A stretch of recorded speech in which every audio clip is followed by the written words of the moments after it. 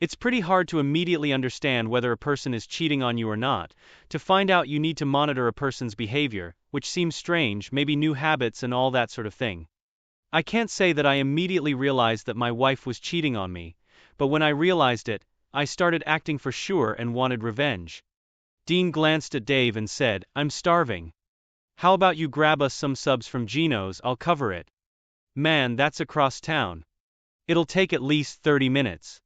Why don't we just order in, we'll get done faster." "I get it, but we deserve a treat and the boss is paying." He never specified we had to go somewhere nearby. All he cares about is us finishing the program ASAP, and letting him know when we leave so he can close out our timesheets and set the alarms. Come on, man. "All right, you're the boss," Dave said as he got up to leave their workspace, which they called the cave. Traffic was heavy as Dave expected on a Friday evening. To make matters worse, Gino's was all the way across town and a popular spot. He'd been there once before and had to admit for bar food it was the best. Their sandwiches and pizza were top-notch. Dave had to drive through the parking lot twice before finding a spot, which naturally was near the back. On his way to the building, he saw a car that looked just like his wife's, but it couldn't be hers since she was home with her sister who was visiting on her way home from college. When he arrived at the bar, he approached the register near the kitchen and waited until a waitress came to see what he needed. "I'm Dave Brown. I'm here to pick up a phone order." "Sure, let me check if it's ready," the waitress replied. She went into the kitchen and quickly returned. "I couldn't find any order for you. Are you sure it was placed here?" "Yeah, my colleague placed the order about 20 minutes ago. I drove all the way across town to pick it up." "Are you certain it's not here?" "I can't find any record of it." "Who did he speak with?" "I'm not sure." "Let me call him." Dave quickly pulled out his phone and called Dean. When Dean answered, Dave asked, "Hey, they don't have our order. Did you call it in?" "Yeah, man. You heard me, didn't you?" "Damn. Well, just wait for them to make it since you're already there. I'll cover for you. I just spoke with Tony, who was asking how much longer we'd be. I told him at least 2 or 3 more hours, so we have time." Dave confirmed the order details with Dean and turned to the waitress. "He said he placed the order here. Look, I work across town and we're working a late shift. Can you get them to hurry it up so I can get back?" "Sure, honey. What's the order?" Dave gave her the details and took a seat at the bar while he waited. As he observed the other patrons, he was stunned to see his wife, Sandy, dancing with his boss, Tony, and her sister dancing nearby as well. What was going on? Dave was about to come over and see what was going on when his world collapsed. Sandy stood on tiptoe, put her arms around her partner's neck and kissed him. Even from across the room, Dave could see Sandy snuggling up to the guy. Dave had already walked halfway across the room, pushing people aside when Tony broke off the kiss, turned around and put his arm around Sandy's waist. He led her off the dance floor to the exit. As they walked, his hands slid down again. Dave quickly took a few pictures and followed them out of the bar. They crossed the parking lot, heading for the row where Sandy's car was parked. Sometimes they stopped to kiss before continuing on their way. During this time, Dave managed to take a couple more pictures. When they reached Tony's truck parked next to Sandy's car, they stopped and Sandy leaned against the truck. Tony snuggled up to her and they hugged and kissed again. Soon, Tony pulled back slightly and unbuttoned Sandy's blouse. After a few more kisses, Tony opened the back door of his truck and sat Sandy down in the seat. As soon as the door closed, Dave walked up to the car and saw his once happy life crumbling. Sandy and Tony were close. Outside, Dave could hear all these sounds. Despite the pain in his heart, he took pictures on his phone. He grinned when he heard Sandy ask, "Honey, what's that flashing light?" Tony didn't waste a second answering. "Don't worry about it, honey. Maybe it's just the lights of passing cars.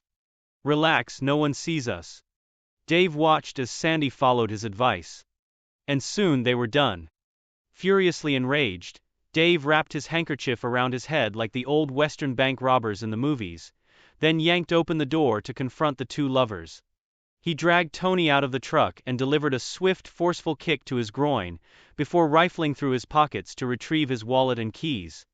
He inserted the keys into the truck's tailgate lock but took the wallet with him, hoping that the lovers wouldn't notice the keys and that the truck would be stolen. He planned to toss the wallet out of his window during his drive through the rough part of town on his way back to the office. Dave quickly returned to the bar and resumed his seat. The waitress soon approached and said, "There you are. I thought you'd left or something. Your order's ready." "No, I've been here the whole time. I was over there chatting with a friend. Sorry I didn't catch you earlier." "No worries, here's your food." "Thanks," Dave replied, taking the food and leaving the bar. He took a circuitous route to his car to minimize the chances of being spotted by his unfaithful wife and boss. Just before he reached his car, he saw Sandy helping Tony into the truck and trying to comfort him. Dave drove across town, trembling with anger, nearly causing 2 accidents in the process. Finally, he parked back at the office, carrying the food into the building. He made sure to lock the door behind him and stormed toward the server room where the team was working.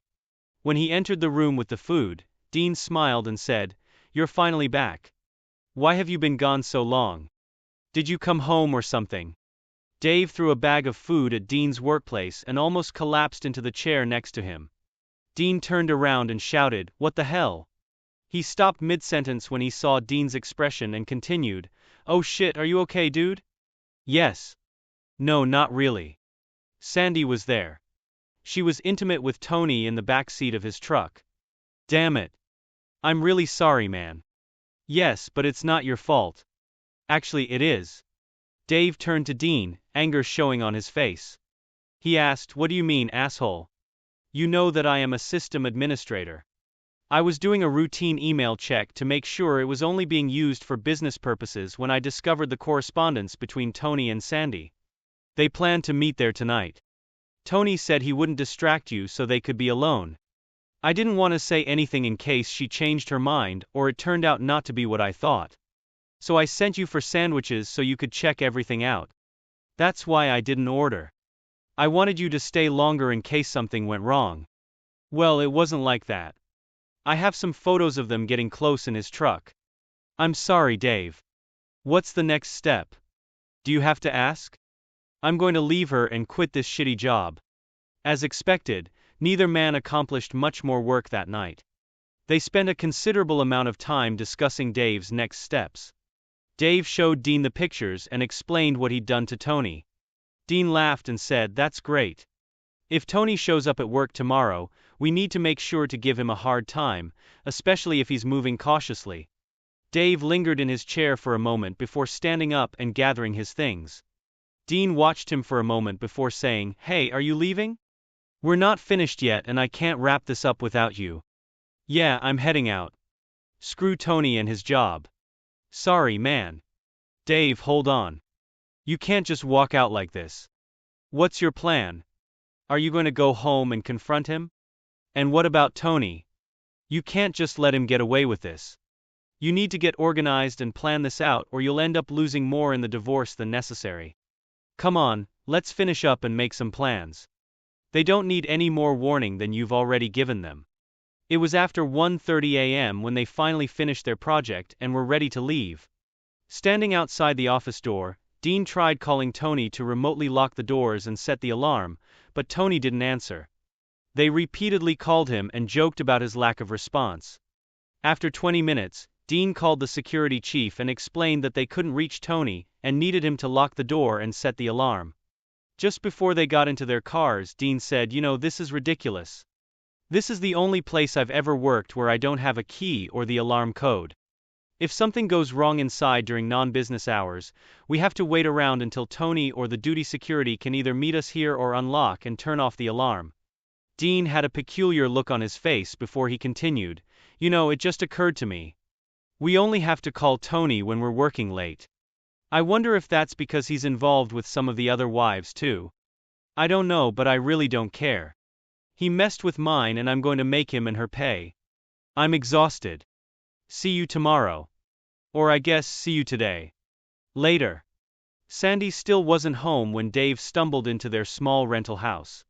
He was still seething about what he'd seen and wanted to confront her, yet was relieved she wasn't there. He wondered where she might be but figured she was probably with that jerk. Dave took a quick shower and collapsed into bed. He fell asleep almost instantly, and didn't wake up until the sun blinded him at 9:30 the next morning.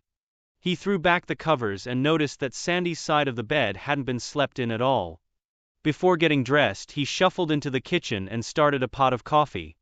After grabbing coffee, a quick frozen breakfast sandwich and more coffee, Dave set off for work.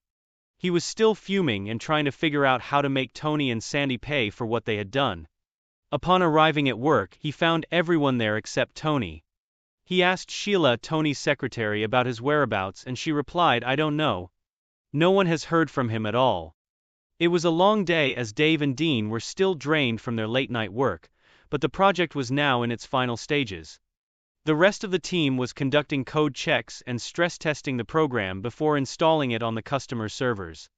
Dave wandered around, supervising the work and struggling to stay awake, his mind preoccupied with the discovery from the previous night.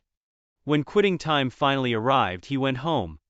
Sandy was lounging on the sofa with a glass of wine, wearing her old, tattered robe. Dark circles were under her eyes. She looked at him with a guilty expression as he entered the room. Dean immediately said, "Where the hell were you last night? You didn't even call to let me know you wouldn't be home, and then you didn't come back at all. Where's your sister? I thought she was supposed to stay with us for a few days. She got a call and had to leave early. I took her to the airport yesterday afternoon, and then stopped for a drink with the girls on the way back. It turned out badly, one of them was mugged in the parking lot, and I ended up spending the night in the hospital with her. I'm sorry I didn't call, but my phone battery died. And you couldn't find a phone in the hospital, borrow a charger, or use your sister's. I just didn't think of it. I'm sorry, honey." "Sure. If I didn't know better, I'd think you were out messing around. What's for dinner?" "I haven't figured that out yet. What do you want?" "I'm not sure, something quick, I'm exhausted. I didn't finish last night until after 1:30, and it was nearly 3 before I got to sleep. I don't have anything quick to cook. How about I order a pizza?" "Yeah, that works, I'm gonna clean up." As Dave showered, he kept pondering how he could get his revenge and resolve the mess Sandy had made of their marriage. While washing, he had an idea that seemed like a feasible way to uncover Sandy's cheating. Tony only had a basic understanding of computers and programming. Despite being the business manager of the company with a minor in programming, he fancied himself an expert, and often created problems for his staff. His attempts at programming revealed his incompetence to Dave. Dave decided to create a web page to post the pictures he had taken of Tony and Sandy. He would then email himself the link to the page, pretending to discover their affair. To do this, he needed to hack into Tony's home or office computer and use it to set up the page with Tony's name, address, and personal information. That afternoon, Dave went to an internet cafe and started by hacking into Tony's home computer. Before setting up the web page, he scanned the hard drives to see what he could find. Jackpot! He discovered pictures of Tony with several women, including 2 who were married to men working with Dave. Dave quickly began working on the web page, copying the folder of pictures to his own machine. He named the page Lie2T and posted links to it from various adult websites and several other harmless sites. It took him several days to finish programming and make the website live. Every action had to be performed through Tony's computer at home to make it appear as though Tony was behind the work. There were days when Dave couldn't work on the site due to personal reasons or because Tony had turned off his computer. After launching the website, he began devising other methods of retaliation. A few days later, Dave sent out an email containing the website link to everyone he could find who knew Tony, Sandy, or any of the other women. This was supposedly how he learned of Sandy's infidelity. Upon receiving the email, Dave confronted Sandy, who responded with all the typical excuses from the cheater's handbook. "I'm sorry, honey. It meant nothing. It was just that one time. I ran into him when my sister and I went out for a meal." And so on. The next morning, Dave drove to work and confronted Tony before resigning on the spot. He left Tony with bruises on his face, back, and head from Dave's punch and Tony's fall to the floor. The divorce quickly turned contentious, with Sandy initially trying to reconcile but then filing a countersuit. As tensions escalated, she sought revenge on Dave for daring to divorce her by reporting him to the prosecuting attorney for running an online gambling site. The website had started as a hobby for Dave and his friends to play online Texas Hold'em. It quickly expanded and Dave made it accessible to people worldwide. Each player received 2 million chips with no real monetary value upon joining, and an additional 1 million chips daily as a bonus. Initially, if players lost all their chips, they couldn't play again until the next day. 2 months after the site went live, Dave, as the administrator, received so many requests for additional chips that he set up a system for users to purchase more and keep playing. Although it wasn't a gambling site per se, because no one ever received anything tangible in return for their payments other than the right to continue playing with the chips they had or bought. Dave had been running the site for over a year and was making a substantial profit from it when his marriage fell apart. When he discovered that Tony was having an affair with Sandy, he was on the verge of quitting his job to focus entirely on the website, but he wanted to finish the project he and Dean were working on first. Over the past year, he had expanded the site to include additional card games and even slot machines. He was astonished by the amount of money people sent him to buy chips, only to end up losing them and acquiring more chips. He was now relieved that all purchases were directed into a bank account in the Cayman Islands. He was incorporated and only drew a minimal salary from the company. As far as he knew, no one was aware that he was the sole owner of the company. He knew Sandy believed he was just a contract programmer. He was glad he had structured it this way. While Sandy might be able to claim a portion of his modest salary from the web company, it was unlikely. Since leaving Tony's company, he actually earned less than she did. During the divorce proceedings, Sandy reported Dave to the police for operating an online casino. The authorities investigated and questioned him twice, but since he was merely an employee and none of the players received anything tangible for their money, other than chips to continue playing, they found no grounds for prosecution. Sandy's attempt to get him in trouble only fueled his resentment, making him more stubborn about the divorce. After 7 months of contentious negotiations, the divorce was finalized. Dave was required to provide minimal support to Sandy for 3 years, given that he was still employed at the time of filing. Sandy agreed to accept a lump sum instead of monthly payments, and Dave was finally free. He was eager to leave the town where his life had unraveled. Dave packed all his belongings into his truck and a 14-foot trailer before hitting the road with no particular destination in mind. One of his first stops was a pleasant river where his grandfather and father had taken him fishing in the past. They used to camp on fish and eat them right there. Just thinking about it made his mouth water. Dave found the gravel bar and set up camp just in time for the evening fishing. The fish were biting, and he had a great time quickly forgetting his troubles and starting to enjoy his time on the river. He spent 2 days camping, swimming and fishing before running out of drinks and supplies. Leaving the camp set up, he drove to the nearest town with a grocery store. Although the town was small with a population of about 850, it had a quaint mom-and-pop grocery store and a cafe where the local farmers gathered whenever they had the chance. It was somewhat disheartening for Dave to drive through the town. He recalled it being much larger and more bustling during his youth. Many of the once grand older houses were now vacant, and numerous smaller homes were empty and in disrepair. Several for sale signs adorned the vacant properties, and Dave wondered how long they had been on the market. Some of the yards looked like they hadn't been mowed in years. One of the most impressive and sizable houses from the past was now entirely obscured by overgrown trees and brush. Only occasional glimpses of metal from the roof were visible through the dense foliage. This house had belonged to a doctor who worked at the local hospital, now closed, which once had 40 beds and was often full. Now it stood as just another empty building on the town's main street, a poignant sight. Dave was surprised to discover that the small privately owned phone company was still operational. It had old equipment when his grandfather had a small cabin nearby years ago. Curious about its current state, Dave decided to have a meal at the local cafe before buying groceries. To his astonishment, he found that the phone company had modernized and now offered internet and cable TV services. After enjoying a delicious burger, Dave went outside to his truck to grab his computer. He quickly set up at a quiet table and began working on his website, catching up on maintenance tasks he couldn't handle while using his phone as a hotspot on the river. Throughout the afternoon he received several curious glances but wasn't disturbed, aside from a waitress asking if he needed anything. He managed to finish all his work. When he closed his laptop, the cafe owner approached and said, "We don't usually see that here. I've been contemplating canceling our internet service since only a few kids use it. I haven't seen you around before. If you don't mind me asking, what were you working on for so long? I heard you typing a lot more than just casual browsing. Are you new in town?" "Not at all. I don't mind sharing. I'm camping by the river while I recover from a tough divorce. My grandfather and I used to fish and camp nearby when I was a kid, and I wanted to revisit those memories to help me relax. As for my work, I run a website and do some maintenance that's difficult to manage with just a phone hotspot. I hope that was okay." "That's fine. We installed the internet partly for us and partly to attract customers.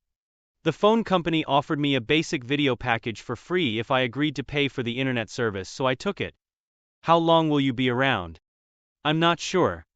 I'll stay until I feel like moving on. I have everything I own in my truck or trailer. After the divorce, I left my old home and planned to keep driving until I found a place I wanted to settle down. This is my first stop, and so far I haven't felt ready to leave." "Wow, living freely. Must be nice." "It is, but I've always hoped to find a place and work that I love, put down roots, meet a good woman, and start a family. So far that hasn't worked out, so I'm still wandering." "Well, good luck. I need to get back to the kitchen. Let me know if you need anything else." Dave watched as the woman turned and walked back towards the kitchen. Just before she entered, he called out, "Hey, if you don't mind, could you bring me a salad, another burger, and some fries? Also, what time does the grocery store close?" "Sure, honey. I'll get that for you. You might want to head to the store before you eat, though. They close at 6 and it's already 5:30. You might not finish your dinner in time otherwise. If you want, I can wait a few minutes before cooking so you can get your groceries." Dave smiled and replied, "Thanks, I'll do that. I'll be right back." And he got up and headed for the door. Dave walked down the street for about a block and entered the small grocery store. He quickly made his way through the aisles, picking up items from his list, such as canned soup, bread, chips, and a few cans of vegetables. He then went to the coolers and grabbed some lettuce, cheese, lunch meat, and a couple of small steaks. Like most small-town stores, the prices were notably higher than in the big cities, but considering the cost of fuel, they were reasonable. He quickly paid for his items and returned to his truck, placing the cold items in his cooler. His truck had an inverter that kept things cool without needing ice. His small camping generator on the trailer kept the batteries charged, providing power for use on the river, as well as lighting at night and charging his computer and phone.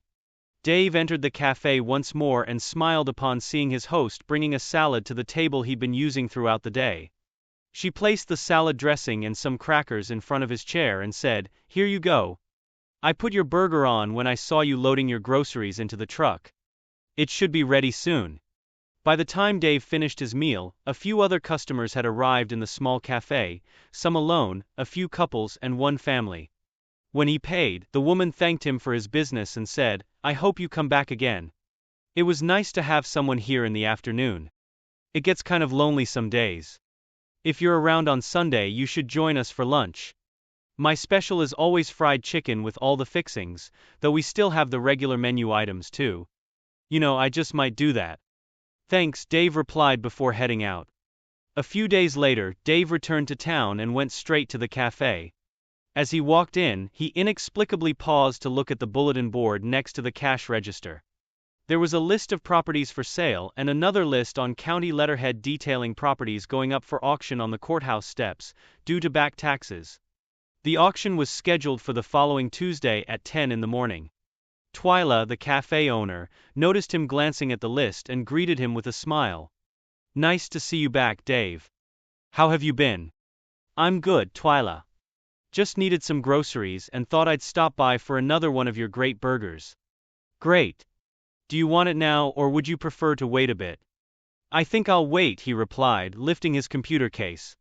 "I was hoping to work for a while first, if that's okay with you." "Sure thing. Can I get you anything in the meantime?" "Yeah, some unsweetened iced tea would be great." When Twyla brought his tea, she asked, "I saw you looking at the bulletin board. Were you searching for something or just browsing?" "Mostly just browsing. I started with the auction flyers and then noticed all the properties for sale. I'm surprised by how many are being sold for back taxes. It looks like there are 3 or 4 places here. Yes, there are. The same ones year after year, though sometimes a new one pops up. One of them is old Doc Fisker's place. It's been on the list for 6 years now and no one has bid on it. As far as anyone knows, he didn't have any family left when he passed and no one seems interested in buying the house. It's not too surprising though. There are several properties for sale in town and maybe 1 or 2 sell each year. Where's his house, Twyla? You pass it when you drive into town. In fact, you can almost see the yard from here. Those trees on the hillside by the creek. Sometimes you can catch a glimpse of the roof when the sun hits it just right. Yeah, I see it. It looks like a pretty big house. I'm surprised no one wants it. It used to be not only the largest house in town but also the fanciest. I'm not sure about its condition now. I wouldn't be surprised if it's in pretty rough shape. Kids might have broken in and caused some damage. Some of the other empty houses have actually burned down from kids getting inside and smoking, which led to fires. Dave couldn't quite explain why, but he felt drawn to the large house concealed by the overgrown yard. He was more relaxed and surprisingly happier in this small town than he had been in months or even years. While working, he often found himself daydreaming about the old house and the tax sale. Eventually, Dave managed to refocus on his work. Around 1 in the afternoon, he shut down his computer and leaned back in his chair. Twyla, seeing him, called from the kitchen. Ready for lunch now, Dave? Yeah.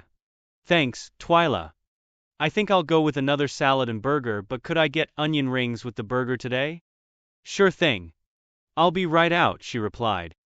While waiting for his meal, Dave chatted with a couple of farmers who had stayed after lunch. One of them asked, I've seen you around here for a couple of weeks. Did you move nearby or something? Not exactly. I left my cheating wife, quit my full-time job when I found out she was with my boss, packed up everything I had and left. My grandfather used to bring me here to fish in the summer, so I just camped on the same old gravel bar we used to use and I'm trying to relax.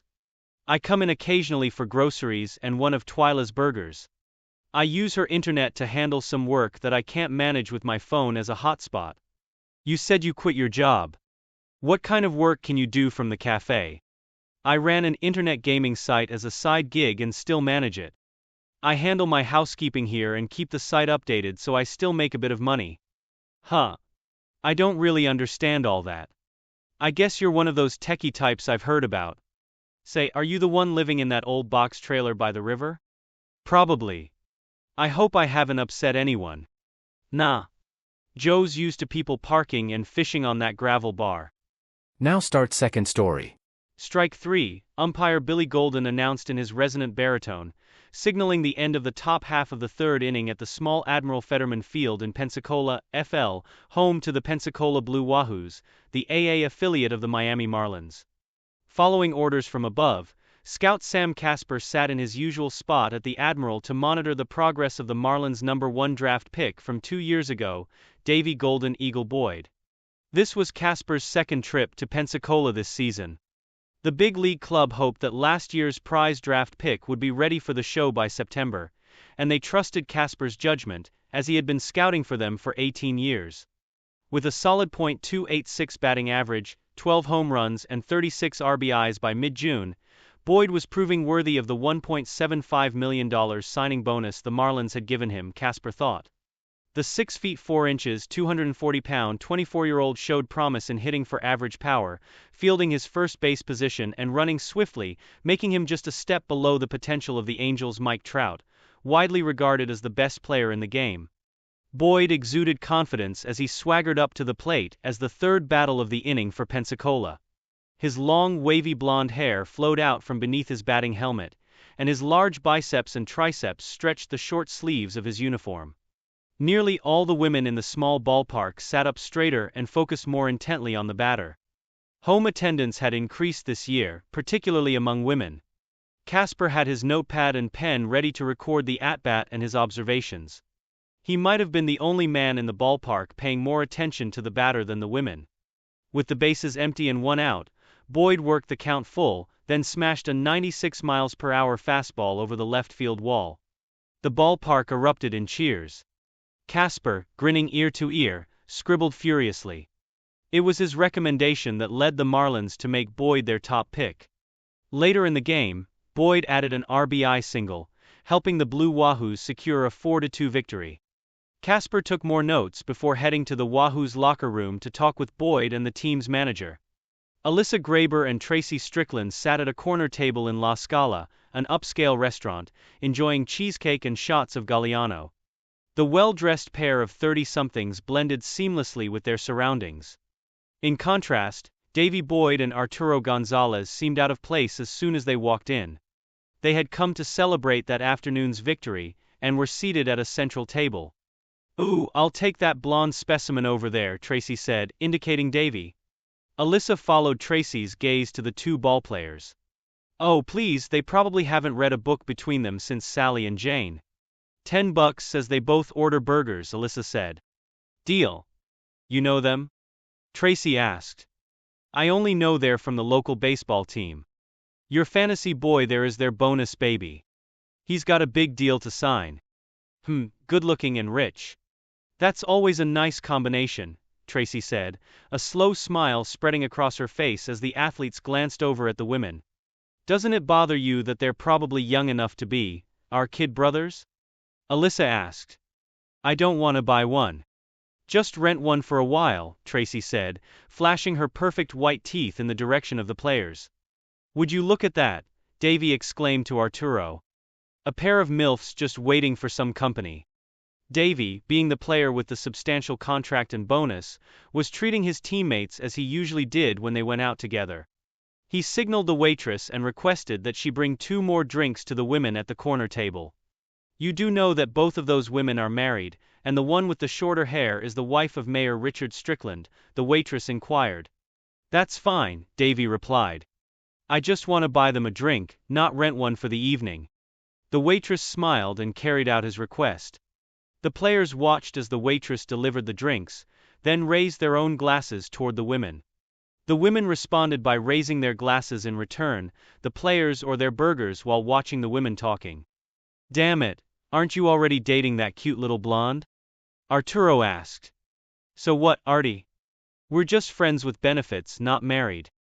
Besides, there's nothing better than married women. I teach blondes all the subtleties, but I bet these moms could teach us something. They have been doing this for many years, and my experience tells me that right now they may be looking for something new.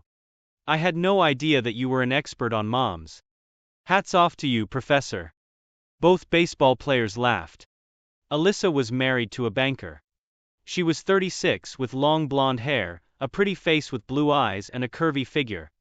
Her companion at the table was 35 with shoulder-length dark brown hair, a modest chest and a round bubble but under her slightly too tight, slightly too short skirt. The mayor's wife knew she still had what it took to attract men, and wasn't as shy about flaunting it as the mayor would have preferred.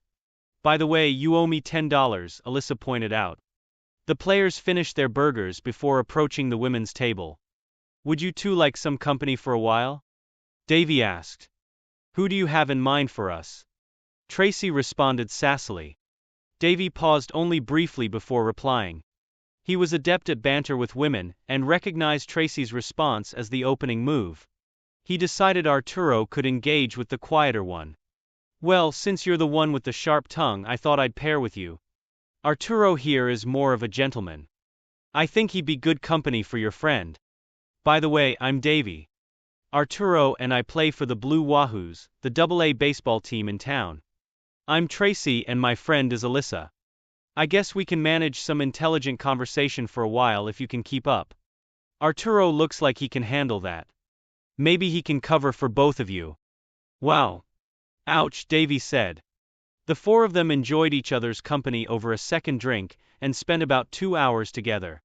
Before parting ways, Davy asked for Tracy's phone number and she gave it to him. "Did you really just give him your number?" Alyssa asked, surprised. "Do you remember that you're married? A bit of flirting, maybe a little more, won't hurt anyone. I can tell he's a player." "I'm just going to play along with him for a bit," Tracy laughed. As long as you know what you're doing, Alyssa remarked. As they headed in the other direction, Arturo asked Davy, "Are you ditching Blondie?" "Why would you think I'd do something stupid like that?" Davy replied. "It's not like Blondie and Tracy run in the same circles or anything." "As long as you know what you're doing," Arturo said. Blondie, as two Wahoo players called her, was actually a 20-year-old Pensacola native named Jenna Wyatt. She showed up outside the team's locker room after the season opener, and she and Davy have been a couple ever since. They've been intimate 2 or 3 times a week for the last month. Jenna was far from an innocent little town girl. Despite the fact that she graduated from high school just 2 years ago, the number of her partners was already in double digits. She was a young woman with a great appetite and was not shy about getting what she wanted. Right now she needed the best baseball player in town. The day after the game, Jenna was waiting for Davy, dressed in a tight black short-sleeved blouse and skinny jeans, which, as Davy noticed, emphasized her slender figure. They left the park together, bought pizza, and headed to the house that Davy rented. After finishing their pizza and having a couple of beers, Davy and Jenna headed to the master bedroom to the huge bed. Halfway there, Davy stared into Jenna's brown eyes and kissed her. Jenna's knees buckled as Davy gently laid her on her back on the bed. When they finished the session, Davy pulled back slightly to catch his breath. When his breathing steadied, Davy grabbed a towel from the bathroom to wipe his face, and then went to the kitchen for 2 more beers. They leisurely drank a cold beer before returning to bed for the second round. At first, Tracy didn't recognize the phone number displayed on her phone.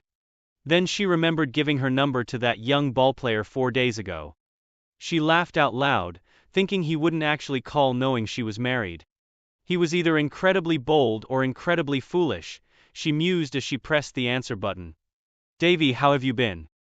Tracy greeted in her sweetest tone. "I've been pretty good, Tracy. I was just sitting here in my room thinking about tonight's game when you crossed my mind, so I decided to call." "Are you at home or traveling?" Tracy asked, surprising Davy with her knowledge of road trips. From their conversation the other night, Davy had the impression she knew little about the sport and cared even less for it. "We're in Birmingham. We'll be back home in a few days. I was hoping we could grab a quick dessert and drink Thursday evening if you're free. You can bring your husband if you'd like. I'd love to meet the mayor. Never met one officially before. I bet you two make quite the power couple." Tracy detected a hint of sarcasm in Davy's voice. She knew he didn't want her husband to join them, but she was impressed that Davy was smart enough to play along. Tracy was intrigued. "He's got a council meeting on Thursday night, but I'd be pleased to join you, young man," Tracy replied, adding the identifier as her way of playing along. The two got to know each other better over glasses of Amaretto di Serrano and slices of cheesecake. Tracy kept the conversation neutral, letting Davy steer the direction of the evening. After about 20 minutes, he shifted the conversation to a more intimate topic. "You're a beautiful woman. Doesn't your husband mind that you occasionally meet men for drinks?" Davy asked. "Sometimes I meet men. Sometimes I meet women. I have a diverse group of friends in my social circle. My husband knows that. He also knows he can trust me despite the fact that I'm a bit of a flirt." "A bit of a flirt," Davy remarked. "I'd take a bit of a flirt. How far does that flirting go? How far would you like it to go?" Tracy responded. A grin gradually spread across Davy's face as he reached across the table with both hands, and Tracy placed her hands in his. From a table near the back of Starbucks, Evan watched the cute blonde bounce her way to the counter. He noticed the light freckles on her turned-up nose and the sparkle in her hazel eyes. He also observed that her miniskirt only reached halfway down her shapely thighs. Knowing she was a regular, he had been waiting for her, and it took him about a month to gather the courage to finally approach her. Evan got up from his table and lingered near the door. As she came closer, he made his move and introduced himself. Initially surprised, the young woman responded positively to his introduction. She had noticed him in the shop before and was impressed with his good looks and how well he wore his suits. They wandered back to Evan's table and talked for about 5 minutes before Jenna mentioned she had to get back to work. Evan handed her his phone so she could add her number to his contacts. Evan practically floated back to his job as an accountant. His co-workers noticed the usually stoic CPA humming as he moved around the office. Around 4 p.m., his boss, Phil Cunningham, walked into Evan's office and asked if he had won the lottery. "I got the phone number of the future Mrs. Evan McComb earlier today," Evan declared. Phil had been Evan's boss for 2 years. He liked the younger man, but had never heard him speak so optimistically about a relationship with a woman, especially when they hadn't even been on a date yet. Evan called Jenna the next day, and they arranged a dinner date at one of Evan's favorite seafood restaurants for the upcoming Saturday night. Evan gasped loudly when Jenna opened the door of her apartment in her own version of a little black dress. Evan thought she should be very careful when she sat down. "So, should I take this as a sign of approval, or are you having an asthma attack?" Jenna asked. "It's definitely a sign of approval, but now I'm worried because I didn't bring a baseball bat with me to fight off the guys who will molest you." Jenna giggled, and Evan was sure it was the most beautiful sound he'd ever heard. They had a wonderful dinner and an exciting conversation. Naturally, Jenna found herself comparing Evan to Davy all evening. Although Davy may have won in most physical aspects, Jenna realized that Evan was far from unattractive, and she had to admit to herself that she seemed to get along with him in many ways than with Davy. However, she and Evan did not discuss their other dates as it was only their first date. They might talk about it again sometime in the future, but for now they were just enjoying each other's company. The evening ended with a chase kiss at Jenna's door. The next evening didn't end with a chase kiss at Jenna's door. Jenna and Davy exchanged a kiss before moving into the house for an extended meeting. Tracy was pleased with how her relationship with the young athlete was developing. He turned out to be more educated and well-read than she expected, and they enjoyed going to the nearby museum and the opening of an art exhibition. At an art exhibition, they met several of Tracy's friends and her husband, and Davy was surprised at how calm Tracy was about being seen with him in public. While Tracy seemed as conservative as her husband, she knew that in a different time and place she could have easily been a wilder woman. Her only outward expressions of this were her tendency to flirt and a small tattoo on her left wrist, usually hidden under several bracelets. None of Tracy's female friends were upset or surprised by her being with the young athlete, though the pairing did raise some eyebrows among their husbands. Most of her friends were well aware that Tracy was a notorious flirt, but to the men this seemed to be a bit too much. Several of these men wondered how much her husband, the mayor, knew about her latest flirtation. In reality, Mayor Richard Strickland knew very little about his wife's recent activities. Despite her habit of taking her flirting a bit too far for his liking, he had always trusted her to know where to draw the line. For the first 11 years of their marriage, Tracy was the well-kept wife of a successful attorney. However, a little more than 2 years ago, the lawyer decided he needed to become the mayor of the small city where they lived. At 41, Richard was 6 years older than his wife, yet like her he appeared younger than his age. His short brown hair showed no signs of graying, and his regular gym visits kept him toned and somewhat muscular. Most people considered him good-looking, although not quite as attractive as his beautiful wife. The fall election was not much of a contest, with Richard winning about 2/3 of the vote. It seemed that most of his constituents believed he would bring the same strong work ethic to the mayor's office that he had demonstrated in his career as an attorney. As with most mayors, Richard had numerous meetings to attend, and probably hadn't spent as much time working since the early days of his career at the law firm. Some of his friends wondered if he was dedicating too much time to his mayoral duties at the expense of his marriage, especially when they saw Tracy out with Davy. Tracy served as the executive director of a city-based nonprofit. Her job required only about 30 hours per week, allowing her the flexibility to maintain a social life while remaining an active community member. It was common for Tracy to have multiple lunches each week with some of the city's influential business leaders. Recently, Tracy and Davy had started exchanging light kisses in public. Tracy observed that this went largely unnoticed in certain circles. She began to feel more comfortable touching Davy's arms and chest as well. Frequently feeling a sense of arousal when around the young man, she realized it was only a matter of time before Davy became her first lover. Despite knowing it was wrong, her growing desire for him was diminishing her feelings of guilt. Although she genuinely loved her husband, her intense attraction to Davy led her to rationalize that she deserved this indulgence. Jenna didn't feel guilty lying entwined in Evan's arms after their first night out. Jenna smiled with satisfaction, enjoying a great meeting with two different men in a row. Neither man had mentioned exclusivity, and Jenna planned to enjoy what both had to offer until she had to make a decision. Mayor Richard Strickland and three other men were sitting in a dark corner of the city's only upscale Hungarian restaurant. They discussed the details of financing a distribution center that was negotiating construction in the city, which could potentially create several hundred jobs and increase tax revenues. He needed to focus on the meeting. However, his concentration was shaken when he saw his wife enter the restaurant with the City AA baseball star. They were escorted to a table at the other end of the room. This guy is handsome, big, the mayor thought. She's become a little bold lately. He allowed himself another 5 seconds to contemplate what he had seen before refocusing on the meeting. Mayor Strickland didn't notice Tracy's tight black miniskirt, which she had specifically bought for Davy. It was evident that she wasn't wearing a bra under her silky black blouse. Davy was more animated than Tracy had ever seen him. He proudly shared that he was the hero of the day with 2 home runs, 3 hits and 3 RBIs. Although Tracy didn't understand what he was talking about, she knew it was something good based on his smile, his excitement and the sparkle in his eyes. She knew that tonight their relationship would reach a new level.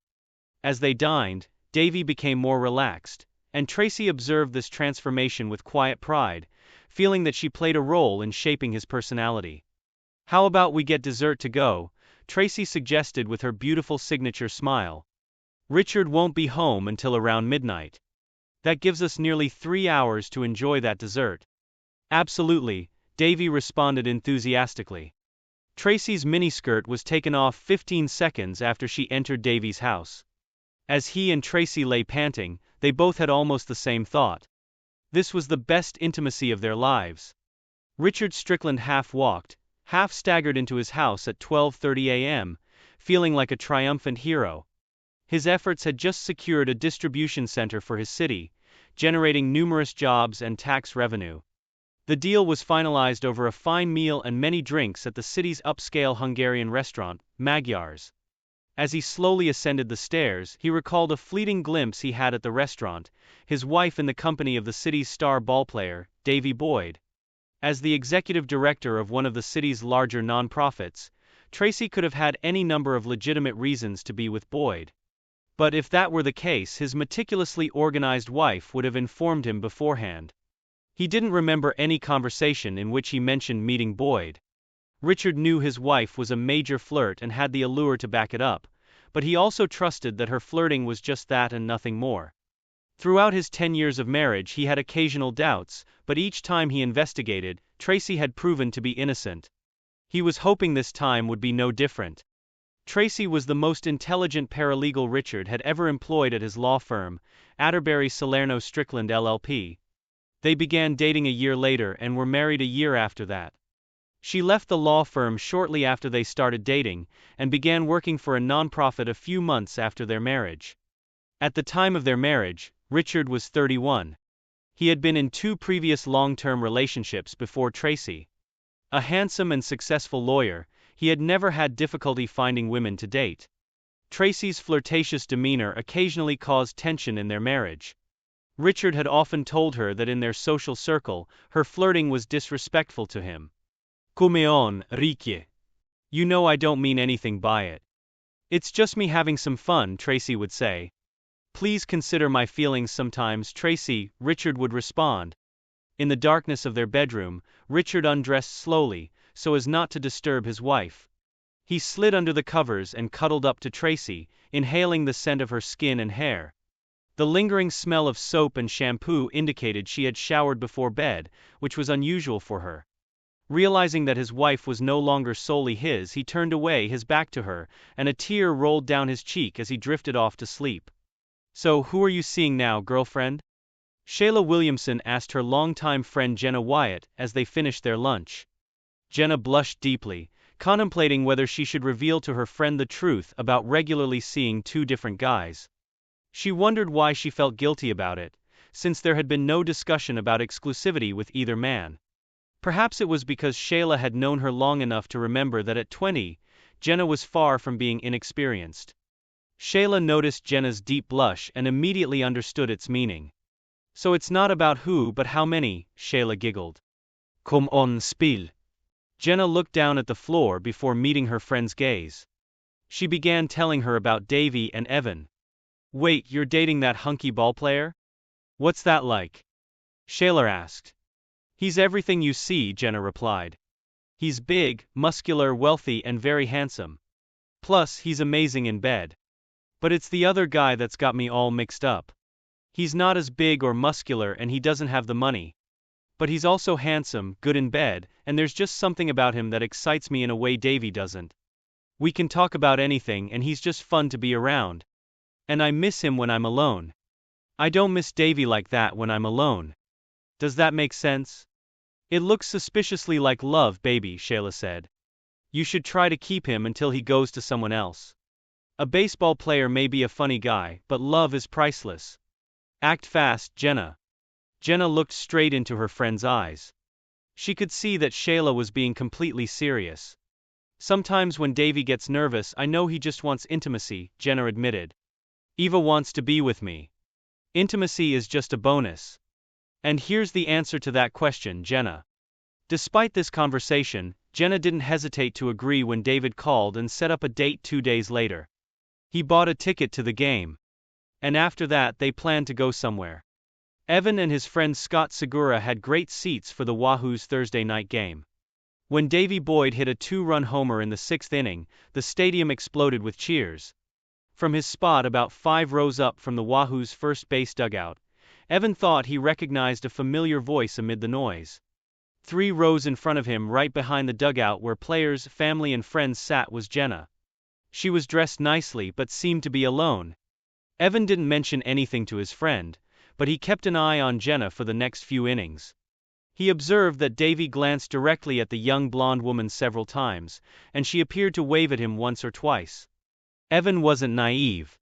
He knew what he was seeing. He felt uneasy. But as he sat there thinking, he realized that neither he nor Jenna had ever agreed to be exclusive. He understood that he needed to address this, assuming she wasn't already involved with the ballplayer. Evan pointed Jenna out to his friend and shared their story up to that point. After the game ended, the 2 men discreetly watched Jenna. When Davy left the ballpark, Jenna nearly leaped into his strong arms and the 2 got into Davy's new Porsche. Tracy never noticed the unremarkable black sedan that followed her to the parking lot of the Italian restaurant. The driver of the car parked close enough to take a picture of her and see her enter the restaurant a few minutes before Davy appeared. He opened a thick book by Clive Kessler, knowing that he had at least an hour to read. That evening, dinner for the couple dragged on.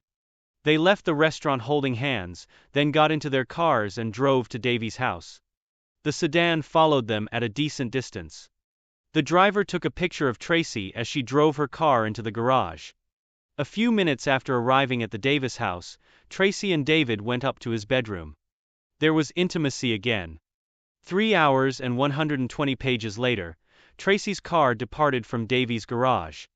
As she drove by, the man in the black sedan snapped photos of her, noting her disheveled hair and smudged makeup.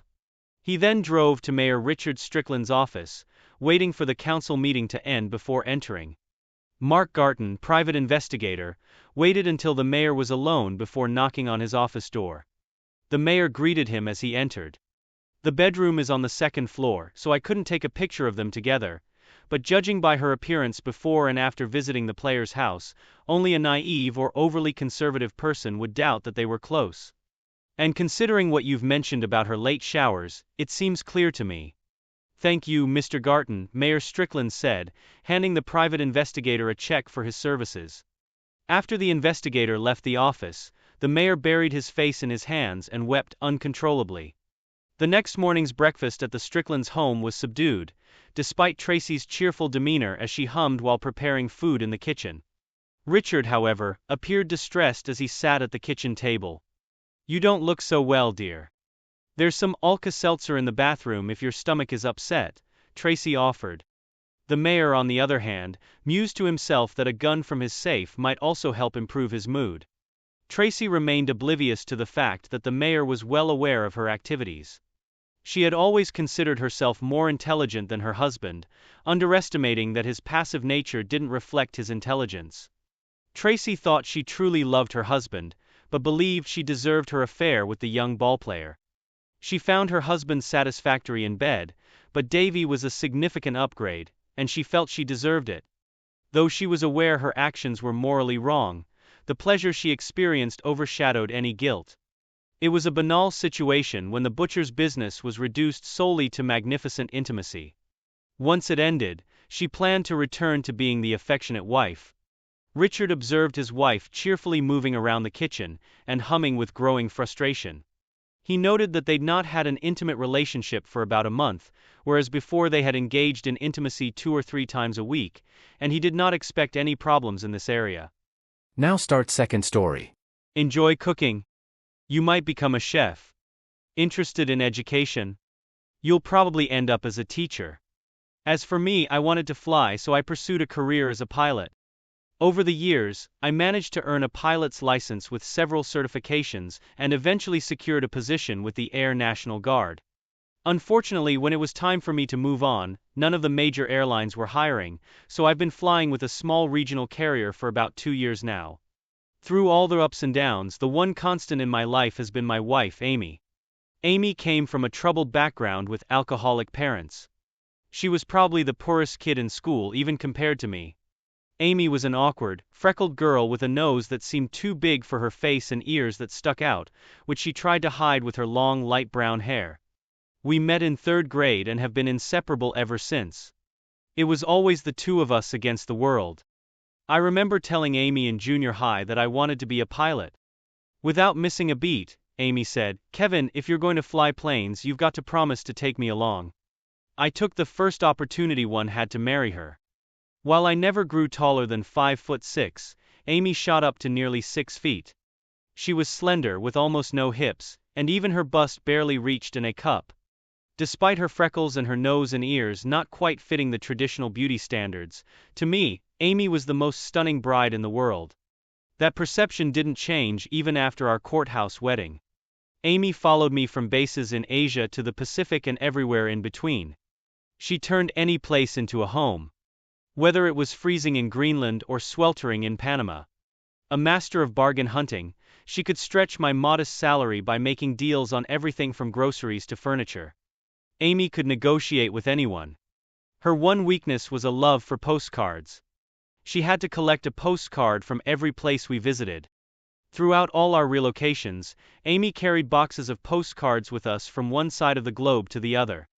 "Kevin," she would say when I teased her about her postcard collection, "I know where I come from, but I want to remember where I've been. We're not settling down until we reach the top." We used a significant amount of our savings, along with my modest salary, to purchase a fixer-upper home. It was a charming, spacious old house with a large yard and a garage, full of character. Regional airline pilots now earn less than a McDonald's manager, and my starting salary was just over 25 krs. I didn't mind though, because I had Amy and got to fly almost every day. What could be better? Amy took a job with a real estate developer to help make ends meet. My life revolved around Amy, flying, renovating the house, and working on a Ford F-250 truck I had bought cheaply. At first, Amy commuted by bus, but soon she had a new Camry. She said she needed dependable transportation with me being away so often. Our bed life was fantastic. We explored every corner of the house multiple times, the apartment above the garage, and even the backyard on a few warm, starry nights. Despite Amy's continuous job applications to every airline from American to Federal Express, hiring was stagnant due to rising fuel prices and security concerns. I was willing to be patient. Life was good. One morning, I was waiting for a ride to work with Jose, our chief mechanic. Jose had been incredibly helpful with my truck, as we had replaced or rebuilt every part from the rear end to the injectors. Jose had escaped from Cuba over 2 decades ago on a leaky homemade raft with his girlfriend, now wife Maria, when he was just 17. After serving in the military, he trained as an aircraft mechanic. He had a bunch of kids and was the proudest father you could ever meet. Today we were joined by his youngest son, Angelo, who was a freshman in high school. "Good morning, Jose and young Mr. Angelo," I said after fastening my seatbelt. "Jose, could we make a stop at King One Developers? I need to drop off this cell phone." I held up my wife's cell phone, which Amy had left on the kitchen table that morning. I was surprised she forgot it since she was always chatting or messaging on that little pink device. She was never without it.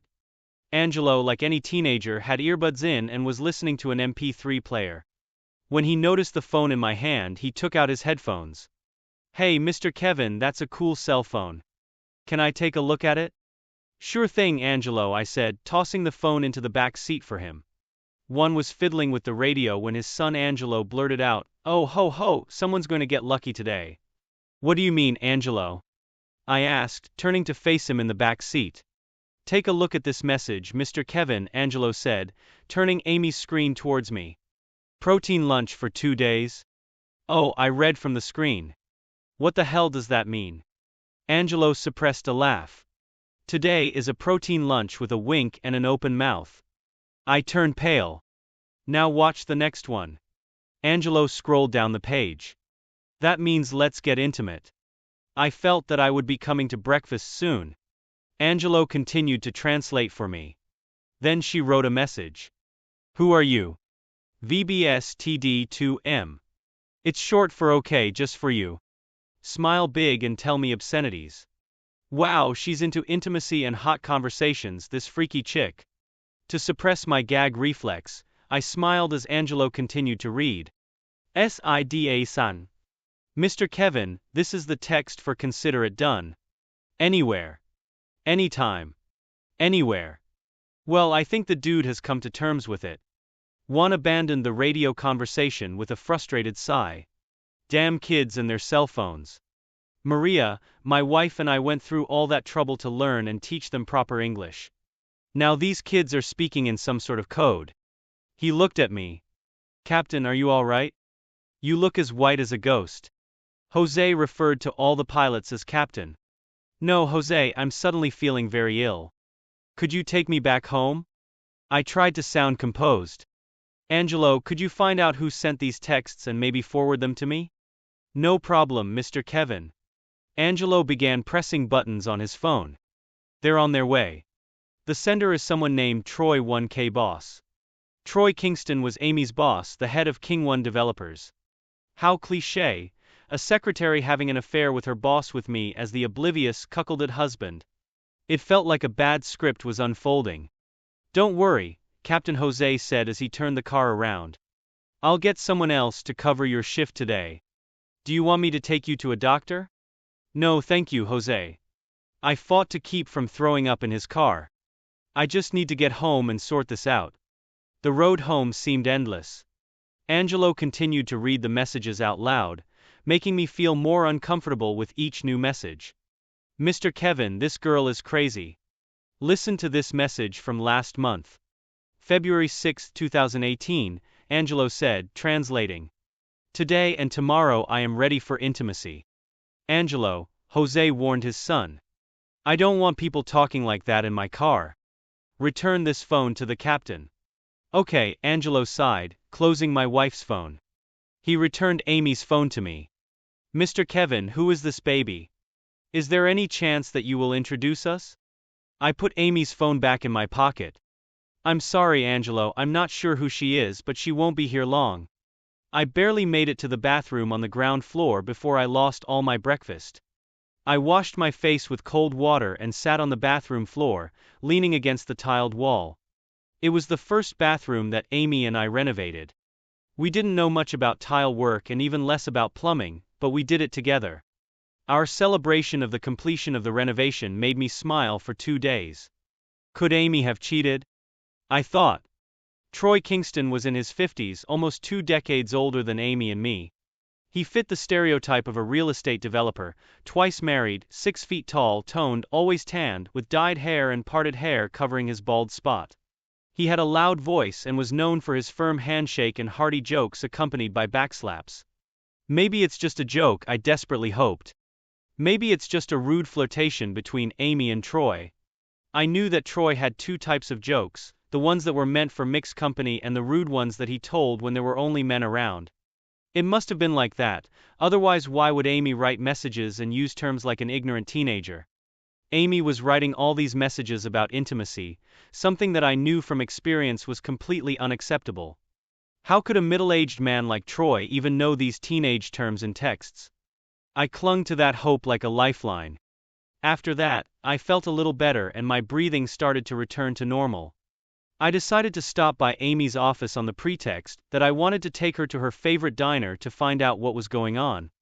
When I got up from the floor, I noticed that it was almost 11:30 in the morning.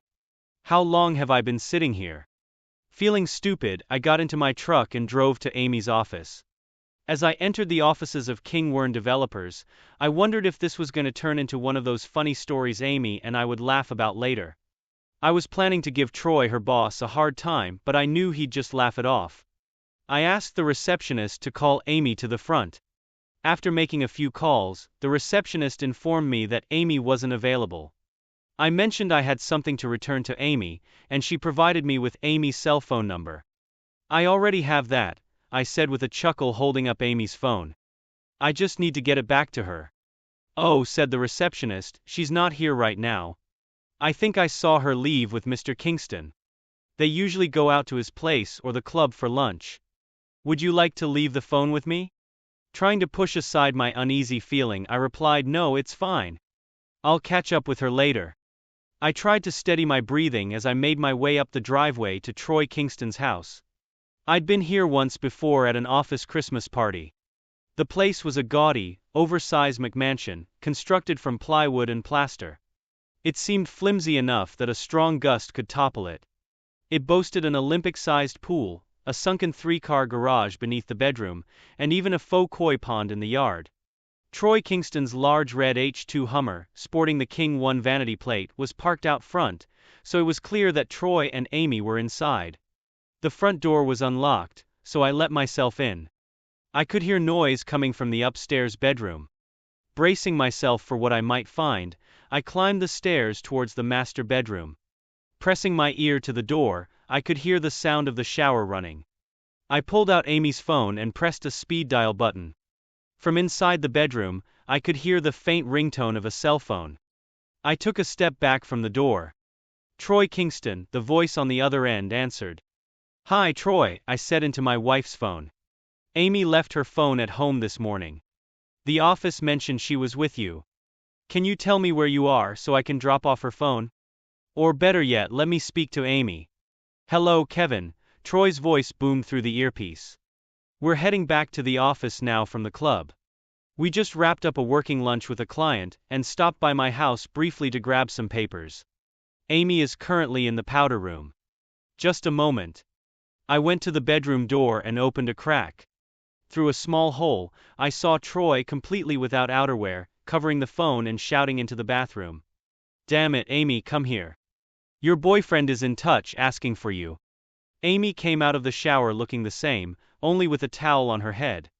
She sat down on the bed, and from the ease with which she and Troy were in front of each other, it became clear how long they had been together. It wasn't a short affair. It had been going on for some time. Hi, Kevin. Amy said hello, taking the phone from Troy. He sat down next to her and started pinching her. Amy pushed his hands away, continuing the conversation, and then began stroking Troy, holding the phone between his ear and shoulder. How are you? I'm so glad you found my phone. I've been looking for it everywhere. At that moment, I pushed open the bedroom door and entered. They both froze when they saw me. Well, Amy, I said, pointing at her hand, still at Troy. I don't think you'll find your phone in Troy unless it's a cell phone detector. Wait, I get it. You're going to fortify yourself with your protein diet. Are you going to eat it with your mouth this time? Troy was the first to react. He jumped up, rushed into the bathroom and slammed the door behind him. Amy froze on the bed. I grabbed Amy's clothes and threw them at her. Get dressed, Amy. We're leaving and you have to explain why you think it's okay to flush our marriage down the toilet. No, Amy replied. What? Kevin, I'm not going anywhere with you. Amy crossed her arms. I'm sorry that you caught us in this state, but I really like living like this. I was in shock. You actually enjoy living like a deceitful tramp? Amy's eyes flashed with anger.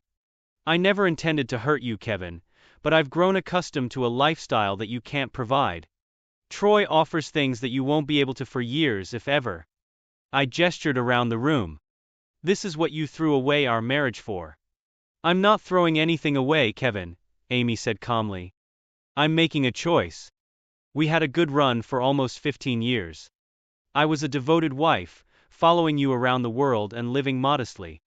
It was fine then, but now I want more. I'm not interested in spending the next decade clipping coupons and hunting for sales. She removed the towel from her hair. I'm tired of shopping at Walmart for discounted toilet paper. I want everything and I want it now. Not waiting until I'm old and gray. You can't offer what Troy can. Anything you could provide now doesn't compare. Troy can give me a better life than you ever could. I hope you can respect my decision. I was speechless. My mind went blank. Respect what, Amy? A cheating wife and a man who hides in the bathroom. Amy just shrugged and looked away. I felt like I was running out of breath. I had to get out before I fainted. I threw Amy's phone at her and gave her the finger. Respect this, Amy. I headed for the door, calling over my shoulder. You two deserve each other. I have flights tomorrow, so get your stuff out of my house. I was in turmoil for the rest of the month. They say there are 7 stages of grief, but I was stuck in shock and denial for 2 weeks. How could Amy do this to me? Had I missed that many signs? Was I really so oblivious that I couldn't see what was right in front of me? I had been trained to pick up on small issues before they became major problems. As a professional, I was supposed to notice subtle cues like changes in air pressure or engine pitch, so how had I lost all situational awareness in my own life? Every morning I would wake up and turn over expecting to see Amy, only to be hit again with the painful reality. By the 3rd week the pain began, and it was more excruciating than any physical injury I had ever endured. Amy had torn my heart out. Research shows that the brain processes emotional pain similarly to physical pain, and I could definitely attest to that. I felt like I'd been shot. Jose, the chief mechanic, and his wife Maria were a lifeline. They were the only ones I confided in about my situation. Jose and Maria were shocked. To them, abandoning a spouse was as incomprehensible as nuclear physics. Jose had risked his life for Maria during their escape from Cuba, and Maria had nursed him on the raft for days, using up all their drinking water before they were rescued by brothers to the rescue. In America, they had both worked multiple jobs while raising 6 children. During Jose's service, Maria had started and still managed a housecleaning business. The anger phase of my grieving process was abruptly triggered at the end of the month by a call from my bank. I found out I was overdrawn and my checks were bouncing. A meeting with a bank officer pushed my anger into high gear. All of my accounts were nearly empty because Amy had drained them. I attempted to secure a new line of credit but was denied. Although the officer expressed sympathy, he privately mentioned that Kingston had significant dealings with the bank, so my account was flagged. As I hurried out of the bank, a man was waiting by my truck and handed me divorce papers. Sitting in the cab, I reviewed the legal documents and realized the situation was dire. Amy was asserting that the work done on my 8-year-old truck was worth as much as her new Camry. She had emptied all the accounts, including cashing in all the stocks and bonds. Her offer was to give me the house in exchange. While the inflated estimate of the house's value and its equity with the improvements made it seem like a fair deal on paper, it was far from realistic. I had only 10 business days to get my finances in order before the bank would initiate foreclosure proceedings. Not much you can do, Mr. Kevin. I was sitting at Juan's kitchen table with his eldest son, who was in his final year of law school. He had his family law professor review the divorce papers and settlement offer. Your ex-wife Amy might use her boyfriend's lawyers to drain you financially. You might win a few skirmishes, but you'll end up losing the overall battle. I expressed my gratitude to Juan's son for his assistance, and then began to plan my next steps. I urgently needed cash, and as much as it pained me, I had to sell my cherished truck. Fortunately, Juan had a friend who needed a reliable truck for his landscaping business, so the sale netted me $7,000.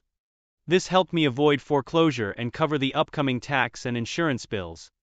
Jose's wife, Maria, still ran her home cleaning business and had expanded into office cleaning as well. For the next year, whenever I wasn't flying, I worked with Maria's cleaning crews. I traveled by bike to save money, and my frugality would have made Scrooge look generous. My only substantial meals were those that Juan and Maria insisted on preparing for me. Maria also kept trying to set me up with a nice Latina girl, but I could barely afford a soda, let alone a date. By the beginning of my second year, my divorce was behind me. I managed to get ahead, and even took an occasional day off to focus on working on the house. One day, I stumbled upon the boxes of Amy's postcards. My first impulse was to burn the postcards in the fireplace to help heat the house. With no room in my budget for more legal fees, I hopped on my bike and pedaled to the local library. For someone with limited resources like me, the public library was a godsend. I used one of their computers to email Amy about the postcards. Within an hour, Amy replied, "The postcards represent where I was, not where I am going. Do whatever you want with them." I printed out both my original email and Amy's response just in case and then pedaled back home. That night, I had a big fire in my old stone hearth. I even treated myself to some marshmallows to roast. Watching those postcards turn to ashes was the first thing that allowed me to sleep peacefully, and I woke up without a single thought of Amy. It had been more than 2 years since I'd last seen Amy in the bedroom that day. Late on a Friday night, I was flying back from the city to our small airport. As we were taxiing onto the runway, the flight attendant of our small plane leaned into the tight cockpit. "We've got an issue with a passenger," she said. "There's a guy who's had a bit too much to drink and refuses to turn off his cell phone. He's being very rude and aggressive. You tell him it's an FAA regulation," I requested. "Yep," she replied. The guy called me a few choice names. Since we were sixth in line for takeoff, I informed the first officer that I would handle it. Usually, just showing up in uniform and using some firm language was enough to calm down unruly passengers. It was an annoyance but not a major issue, and it happened every few months. As I left the cockpit, I was taken aback to find Troy Kingston, his face flushed, sitting in the fourth seat and talking loudly into his cell phone. He was berating someone on the other end. But what truly astonished me was his seatmate, my ex-wife, or rather, what was left of her. Amy was decked out in so much bling, she could have given Mr. T a run for his money. Her hair was styled and dyed a near bleach blonde white. Her once prominent nose had been replaced by a tiny button, and her ears, previously noticeable, were now barely visible. Her lips, however, were exaggeratedly pouty, looking like those of a fish. All her freckles were gone, her skin stretched so tightly it resembled a balloon about to burst. Most striking of all was her enormous chest. Amy had clearly undergone some serious augmentation.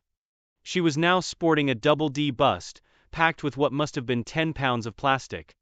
It was clear where our money had gone. "Well, at least she didn't waste it," I muttered to myself. Recalibrating my focus, I shifted into professional pilot mode. "Mr. Kingston," I said, standing over him, "I must insist that you turn off your cell phone immediately. It may interfere with the safety of this aircraft and endanger both you and my passengers." Troy finally noticed me. "Fuck off, flyboy. I paid for my ticket. I'm trying to close a deal that's worth more than you and this crappy airline combined." I turned to Amy. "Can you please talk some sense into your traveling companion?" "Don't talk to her, you broke loser," Troy spat at me. "Just because you're flying this bus doesn't mean anything.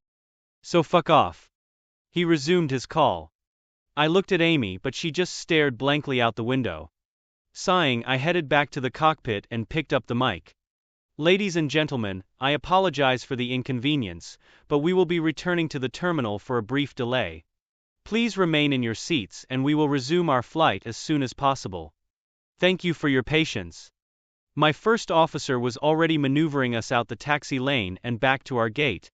He had alerted airport security, and they were arriving in full force to meet us. Troy Kingston did not have a pleasant experience. 3 stern and burly Metro Airport police officers, along with the Department of Homeland Security agent, boarded the aircraft. Troy was taken off in handcuffs. The DHS agent informed me that Troy would face charges for interfering with a flight crew, endangering aircraft safety, and several other offenses. Since these charges were related to the plane being on the runway, they were federal offenses. The DHS agent also mentioned that Troy would spend the weekend in custody, as federal court sessions are not held on weekends. Additionally, he would be placed on the do not fly list, effectively banning him from air travel for the next 90 days. Getting off the no-fly list would be quite challenging. To top it off, Troy would be billed for the fuel used to taxi the plane, as well as for gate time and other ground crew expenses. Couldn't happen to a nicer guy, I thought as we prepared for takeoff. Jose, his wife Maria, and I were seated at their kitchen table. Their middle daughter had just been accepted into medical school. "My daughter is so smart," Jose, having had a few celebratory drinks, said. "She's going to be a brilliant surgeon." I smiled but declined his offer to top off my glass.